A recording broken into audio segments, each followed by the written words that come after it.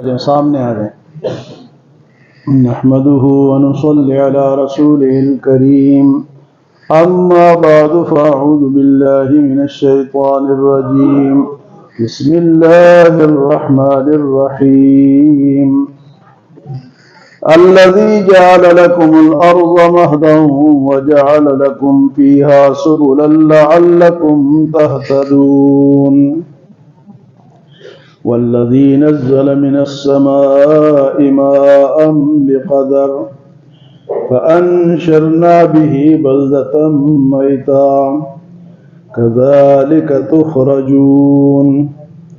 والذي خلق الأزواج كلها وجعل لكم من الفلك والأنعام ما تركبون لتستووا على ظهوره ثم تذكروا نعمة ربكم إذا استويتم عليه وتقولوا سبحان الذي سخر لنا هذا وما كنا له مقرنين وإنا إلى ربنا لمنقلبون.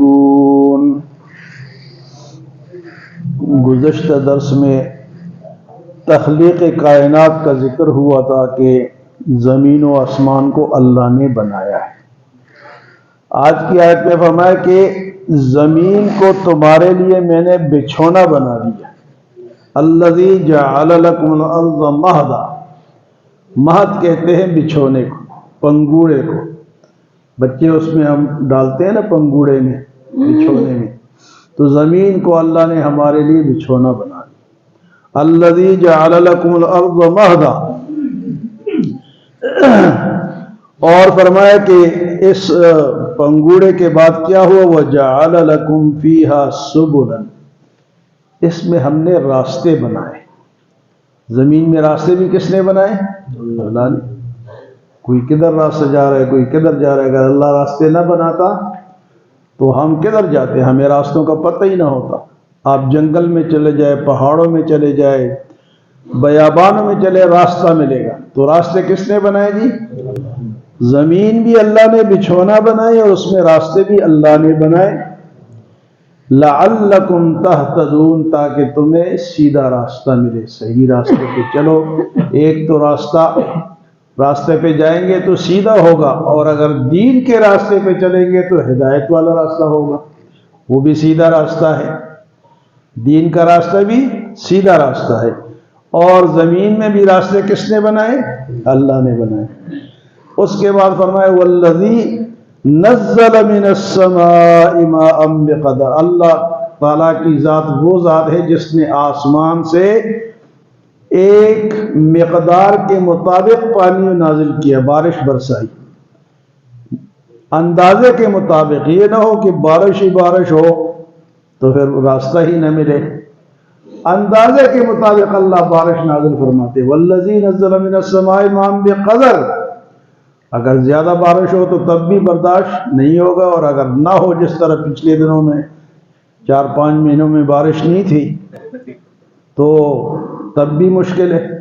تو آسمان سے پانی کون نازل کرتا ہے جی؟ اللہ. فَأَنشَرْنَا بِهِ بَلْدَةً مَيْتًا. اور اس پانی سے ہم مردہ زمین کو زندہ کر دیتے ہیں. زمین جو فصل اگاتی ہے تو وہ پانی کے بعد اگا سکتی ہے، ورنہ نہیں. ورنہ وہ مردہ ہو جاتی ہے، سخت ہو جاتی ہے، اس میں سے پودا نہیں نکل سکتا. فرمائے فَأَنشَرْنَا بِهِ بَلْدَةً مَيْتًا. تو زمین مردہ ہو گئی، پانی سے زندہ ہو گئی، اس سے رویدگی پیدا ہو گئی، چیزیں نکل آئی. اللہ نے فرمایا کہ جس طرح میں مردہ زمین سے پودے نکال سکتا ہوں کذالک تخرجون، اسی طرح تمہیں بھی دوبارہ نکالوں گا. تمہیں بھی دوبارہ قیامت میں جو لوگ کہتے ہیں کہ کس طرح ہم دوبارہ پیدا ہوں گے، تو مردہ زمین کس طرح دوبارہ پودے پیدا کرتی ہے؟ کون کراتا ہے؟ اللہ. تو فرمایا وَكَذَلِكَ تُخْرَجُونَ. اسی طرح تمہیں دوبارہ میں ایک آواز آئے گی، سارے زندہ ہو جائیں گے. انسان جب مرتا ہے تو ختم ہو جاتا ہے، لیکن اس کے ریڑھ کی ہڈی کا تھوڑا حصہ جو ہے وہ باقی رہتا ہے اور اسی سے دوبارہ یہ بنے گا. یہ ہڈی جو ہے یہ گلتی نہیں ہے، باقی ہڈیاں گل جاتی ہیں. ریڑھ کی ہڈی کا ایک حصہ جو ہے یہ قائم رہتا ہے اور اسی سے جڑتے جڑتے جڑتے انسان دوبارہ بن جائے گا. وہ کذالک تخرجون، مردہ زمین کو میں نے قابل کاشت بنا دیا بارش برسا کر، اسی طرح قیامت کے دن تمہیں بھی میں دوبارہ زندہ کروں گا. والذی خلق الازواج کلها، اللہ تعالیٰ کی ذات وہ ذات ہے جس نے ہر چیز کے جوڑے بنائے، انسانوں کے جوڑے، جانوروں کے جوڑے، درختوں کے جوڑے، جانوروں کے جوڑے، ہر نر اور مادہ اللہ پاک نے پیدا ہے. حتیٰ کہ درختوں میں بھی نر اور مادہ ہوتا ہے.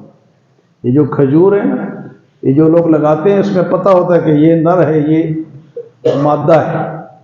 اسی طرح باقی درختوں میں بھی ہے، اسی طرح جانوروں میں بھی ہے، اسی طرح انسانوں میں بھی ہے. تو اللہ فرماتے ہیں والذی خلق الازواج کلھا، سب کے میں نے جوڑے بنا دیے. وجعل لکم من الفلک، اور میں نے تمہارے لیے کشتیاں بھی بنائی. وجعل لکم من الفلک والانعام، اور مویشی بھی بنائے، کشتیاں بھی بنائی ہے اور مویشی بھی بنائی تاکہ تم اس پہ سواری کر سکو. کشتیوں میں بھی سواری ہے اور جانوروں پر بھی. ایک تو انسانی ہاتھوں سے بنوایا، حضرت نوح علیہ السلام کو فرمایا کہ کشتی بناؤ. نوح علیہ السلام نے بنائی تو پھر اس کے بعد طریقہ آ گیا لوگوں کو بنانے کا. تو کشتی بھی اللہ نے بنوائی اور جانور تو اللہ نے ہی نے پیدا کیے. وَجَعَلَ لَكُم مِّنَ الْفُلْكِ وَالْأَنْعَامِ مَا تَرْكَبُونَ، جس پہ تم سوار ہوتے ہو. جانوروں پر بھی سواری ہوتی ہے اور کشتیوں میں، جہازوں میں بھی سواری ہوتی ہے. تو فرمایا کہ جب تم سوار ہوتے ہو پھر کیا کرو؟ لِتَسْتَوُوا عَلَى ظُهُورِهِ، جب تم اس کے پیٹھ پر بیٹھ جاؤ. ثُمَّ تَذْكُرُوا نِعْمَةَ رَبِّكُمْ، پھر اپنے رب کے نعمتوں کو یاد کرو. جب سواری پر بیٹھو کیا کرو؟ رب کی نعمتوں کو یاد کرو. ثُمَّ تَذْكُرُوا نِعْمَةَ رَبِّكُمْ إِذَا اسْتَوَيْتُمْ، جب تم سیدھے ہو کے اس پر بیٹھ جاؤ پھر رب کی نعمتوں کو یاد کرو. اور پھر کیا کہو؟ وَتَقُولُوا، اور کہو سبحان الذی سخر لنا ھذا، پاک ہے وہ ذات جس نے یہ سواری ہمارے قابو میں دی. ہمارے لیے اس کو سفر کی دعا ہے، آپ لوگوں کو یاد ہوگی. سبحان الذی سخر لنا ھذا، ورنہ ایک گھوڑا جو ہے یا اونٹ جو ہے وہ کسی کے قابو میں آ سکتا ہے؟ اللہ نے ان کے سرشت میں یہ بات رکھ دی کہ تم نے گڑبڑ نہیں کرنی. انسان تمہارے اوپر سوار ہوگا تو تم نے اس کو بٹھا لے.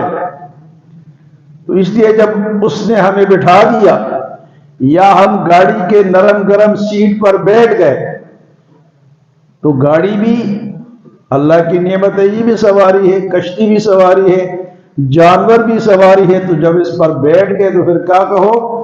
سبحان الذی سخر لنا ھذا، پاک ہے وہ ذات جس نے اس کو ہمارے لیے مسخر کر دیا، ہمارے قابو میں کر دیا.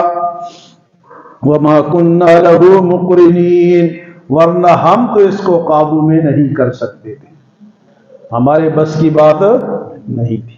اس لیے جب بھی سواری کریں، آپ موٹر سائیکل پر جائیں، آپ گاڑی پر جائیں، آپ جہاز پر جائیں، کشتی کی دعا اور ہے بسم اللہ مجریہا ومرساہا ان ربی لغفور الرحیم. کشتی میں سواری کی دعا یہ ہے، لیکن باقی جتنی سواریاں ہیں اس کی یہ دعا ہے. اور اس کے ساتھ اگر آپ ایک آیت اور ایڈ کر لیں، یہ دعا پڑھ کے وہ آیت بھی پڑھ لیں تو ایکسیڈنٹ سے بھی بچ جائیں گے. وہ آیت کون سی ہے؟ وہ 24ویں سپارے کی آیت ہے. وما قدر اللہ حق قدرہ والارض جميعا قبضته يوم القيامة والسماوات مطويات بيمينه سبحانه وتعالى عما يشركون. سبحان الذي سخر لنا ھذا پڑھ کے پھر وہ آیت آپ چند دن پڑھیں گے آپ کو یاد ہو جائے گی. ایکسیڈنٹ سے بچنا نہیں بچنا، یاد کریں گے نا. 24ویں سپارے کی آیت ہے پہلے پاؤں میں. وما قدر اللہ حق قدرہ والارض جميعا قبضته يوم القیامة والسماوات مطویات بیمینہ سبحانہ وتعالی عما یشرکون. یہ آیت پڑھے پھر وہ آیت 3 دفعہ پڑھے سبحان اللہ وما قدر اللہ. ایکسیڈنٹ سے بھی انشاءاللہ بچیں گے. فرمایا کہ جب تم سوار ہو جاؤ پھر یہ دعا پڑھو سبحان الذی سخر لنا ھذا وما كنا له مقرنین وَإِنَّا إِلَىٰ رَبِّنَا لَمُنْقَلِبُونَ. اور ہم نے تو اللہ کے پاس واپس بھی. جب سواری پہ ہم جاتے ہیں تو کہاں جاتے ہیں؟ کسی کام سے جاتے تو پھر واپس کہاں آتے ہیں؟ گھر آتے ہیں نا. تو ہم نے ایک سفر اور بھی کرنا ہے، وہ آخرت کا سفر ہے. دنیا کے سفر میں جب ہم جاتے ہیں تو بیگ شیگ چیزیں پیسے شیسے رکھ کے جاتے ہیں نا. تو آخرت میں جب جائیں گے تو کیا چیز رکھ کے جائیں گے؟ آخرت کا سکہ کیا ہے؟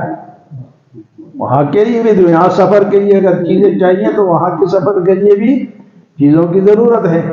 وہ نماز ہے، وہ روزہ ہے، وہ سبحان اللہ ہے، وہ ذکر ہے، وہ تلاوت ہے، وہ نیکیاں ہیں.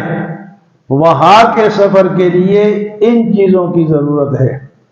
تو یہ چیزیں بھی جمع کرنی ہے، نہیں کرنی ہے خالی ہاتھ جانا ہے؟ ہاں جی، نہ خدا ملا نہ بسال صنم، نہ ادھر کے رہے نہ ادھر کے رہے. خالی ہاتھ تو نہیں جانا. تھوڑے تھوڑے جمع کریں گے تو انشاءاللہ ہمارا بینک بیلنس بنے گا نیکیوں کا. آخرت میں جائیں گے تو ATM کارڈ ڈالیں گے تو نیکیاں آئیں گی. یہاں آپ بینک میں ATM کارڈ ڈالو نہ پیسے ہوں گے تو پیسے نہیں ہوں گے تو خالی